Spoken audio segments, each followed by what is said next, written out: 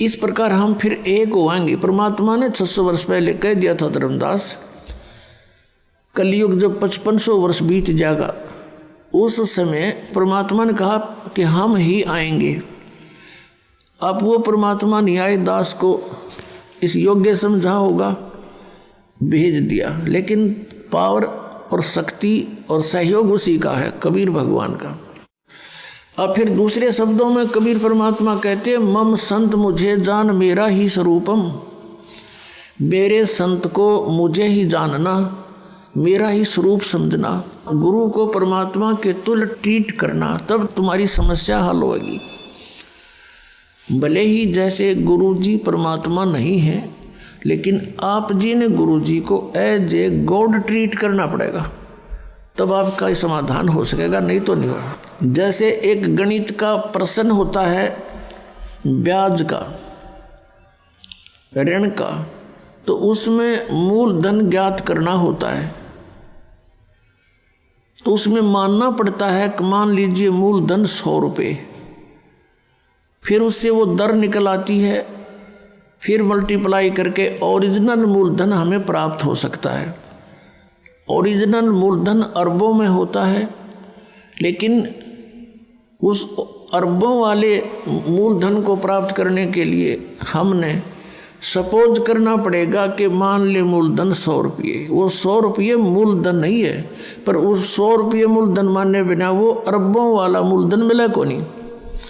ऐसे ही दास को यानी गुरु को आपने ये सोच के अपने आप को व्यवहार बदलना पड़ेगा कि मेरे सामने भगवान खड़ा है। गुरु एक मनुष्य नहीं, परमात्मा कहते हैं गुरु मानुष कर जानते ते नर कहिए अंध, माँ दुखी संसार में फिर आग गए यम के फंद।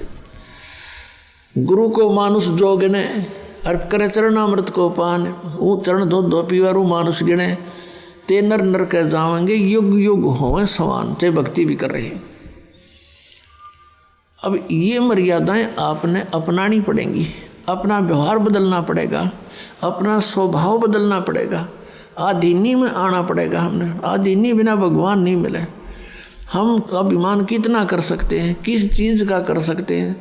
अगर शरीर का करते हैं, उच्च जाति का करते हैं, शरीर में 1 मिनट में अधरंग मार दिया, पड़ा पड़ा बांगा मुँह हो जा, मुँह में माखी बड़े और लगने, हाथ से हटा भी नहीं सकता। बता इसका क्या अभिमान करे प्राणी। आज उच्च जाति में है, कल मृत्यु हो गया, गधा बन गया, वह जाति के काम दिया उस जाति और मजहब ने। तो हमने हर तरह से अपने इस मन के जो पर हैं बकवाद करने के, ये सब काटने पड़ेंगे, इनको ठीक करना पड़ेगा। तो ये ज्ञान से होगा। तो जब हम गुरुजी को एज ए गॉड ट्रीट करेंगे, अब जिन्होंने परमात्मा पाना है वो अच्छे विद्यार्थी होते हैं। अच्छे विद्यार्थी अपने स्कूल के विद्यालय के टीचर के साथ भी बहुत अच्छा ही व्यवहार करते हैं, और जो निकम्मे होते हैं वो तो फिर स्वभाव उनका खराब होता है, फिर लास्ट में वो शिक्षा प्राप्त नहीं कर पाते हैं, फिर मजदूर लगते हैं, आजीवन दुख पाते हैं। तो यहाँ बताया कि इस प्रकार हम जब रहेंगे, गुरुजी को ये मानकर बैठे कि यहाँ मान ले इस दास के स्थान पर और कबीर परमात्मा आ जा, जो भगवान है हमारे सबके पिता, तो आप कैसे व्यवहार करोगे? ये थोड़ी सी सोचने की बात है, क्योंकि हम परमात्मा के लिए चले हैं और परमात्मा को पाने के लिए परमात्मा के साथ हमें एक डील भी करना सीखना पड़ेगा। क्योंकि हम डील ठीक ना करके तो वहाँ से यहाँ गिर गए, और अब भी हमारा ऐसे ही व्यवहार हुआ तो भगवान कैसे एक्सेप्ट करेगा अपने को? आज्ञा का पालन हो, नम्रता हो, गुरु के अंदर कोई दोष दिखाई नहीं देना चाहिए किसी भी प्रकार से। आप कितने समझदार हो सकते हो, आप कितनी बुद्धि रख सकते हो, आपको अपने का नहीं पता कल क्या हो जाएगा, और दूसरे के विषय में हम सोचते हैं, तो ये हमारी नालायकी है। तो इस प्रकार अपने अंतःकरण के इस जो विचार हैं इनको भी हमने शुद्ध करना। ये शुद्ध कैसे होंगे? जब तक आप गुरु जी को परमात्मा के तुल नहीं देखोगे तो सफल नहीं हो पाओगे। तो ये नियम है कुछ। तो कहने का भाव ये है कि जिन महापुरुषों ने परमात्मा पाना वो तो इब के निकल जाएंगे सब, इब के घनी आसानी से निकलोगे। और प्रत्येक कलयुग में इस बिचली पीढ़ी में अरबों खरबों प्राणी परमात्मा पार करते, मनुष्य जीवन जला जला के उनको फटाफट। लेकिन नियम में रहना पड़ेगा। भक्ति बहुत आसान है। नाम उठत नाम बैठत नाम सोवत जागवे, नाम खाते नाम पीते नाम सेती लागवे। अब इसमें हमें भक्ति में बाधक क्या क्या चीज़ें हैं? भक्ति में बाधक हैं, हमें लोग दूसरों को देखा विवाह पर खर्च करते हैं। जिसके 2 पुत्रियां होगी उसकी नींद हराम हो जाती है जब वो युवा होने लगती हैं इनके विवाह के लिए। इसमें कुछ एक तो ऐसे लोग हैं कि कई लाख रुपए विवाह में खर्च कर देते हैं, तो वो टेंशन उनको भक्ति नहीं करने देती। फिर कोठी बनाने की होड़, लंबी कार लेने की होड़।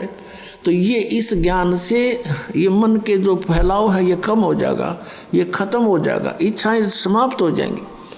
और बेटी का विवाह, बेटों का विवाह हमने बहुत सिंपल वे से करना चाहिए। पुण्यात्माओं, यदि आपने इस मार्ग पर सफल होना है, दास के एक एक वचन पर लक्ष्मण रेखा समझ कर आपने कार्य करना पड़ेगा। और फिर आप पार ना हो, गारंटी देता दास लिखवा के ले लो मुझसे, इतना आसानी से पार।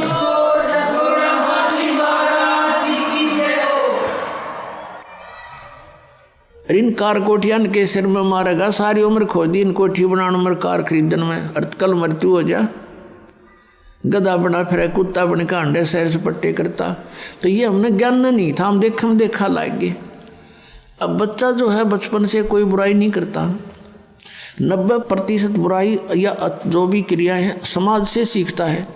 अब देखा कोई बालक ऐसे सिगरेट पी रहा लंबी लंबी करके, तो दूसरा भी शुरू करे, जबकि उसको एक्सेप्ट नहीं करता शरीर उसका। पहली बार पीवे आँखों में पानी आवे, फिर लेकिन देखा फिर चाहे कुछ भी हो करना ही है, और दिखाना मैं भी पीता हूँ। तो ये बकवादें छूट जाएंगी। हम सबसे पहले सब बुराई हटानी पड़ेंगी, फिर वो टेंशन खत्म हो जाएगी। जैसे मजदूर है बेचारा, अब वो काम कर रहा है, अब उसको टेंशन है कि 2 बेटियां ब्यानी हैं, कैसे करूँगा, उससे ये लाना है, उससे ये लाना है, ऐसे करूँगा, कहाँ से पैसे लूँ।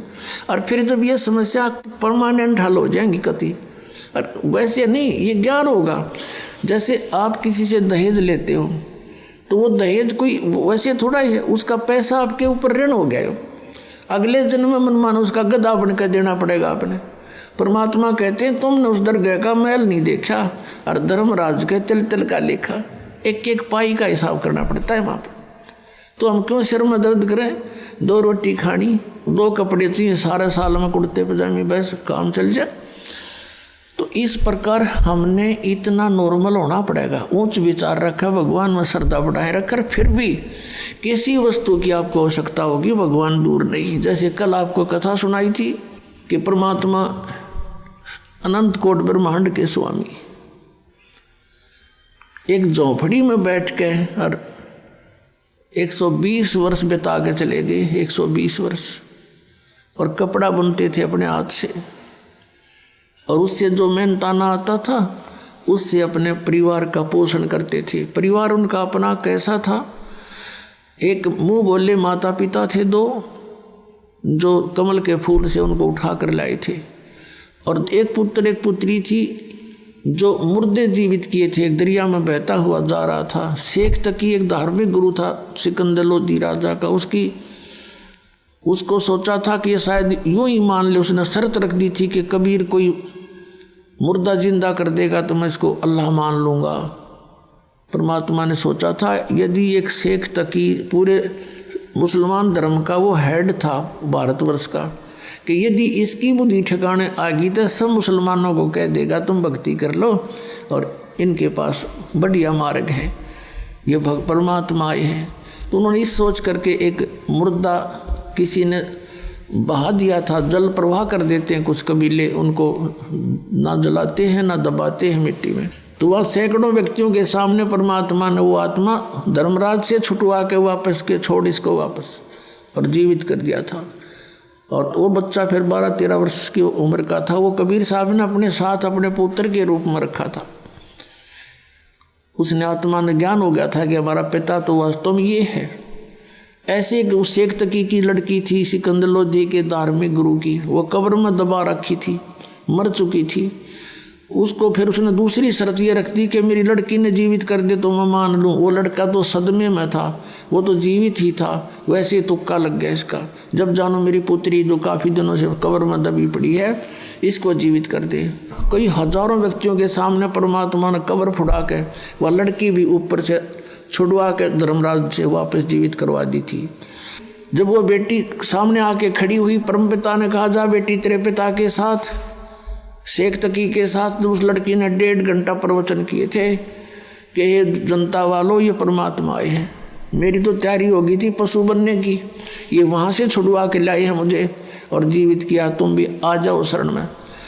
तो उस बेटी ने कह दिया था मेरे को तो अपना पिता मिल गया जिसकी मुझे खोज थी, वो अपने उस संसारिक पिता के साथ नहीं गई थी। तो ये 2 बालक थे, वो भी 12-13 साल की आयु की थी लड़की, और 2 माता पिता थे। तो उस परिवार का पोषण करके इसलिए दिखाया कि तुम ऐसे रहो यदि तुमने सतलोक जाना है, और यहाँ काल की भांग पीनी है तो फिर यहीं रह जाओगे, तुम्हारा नशा उतरे को नहीं। मान बढ़ाई जमपुर जाई, तुम होए रहो दास समदासा।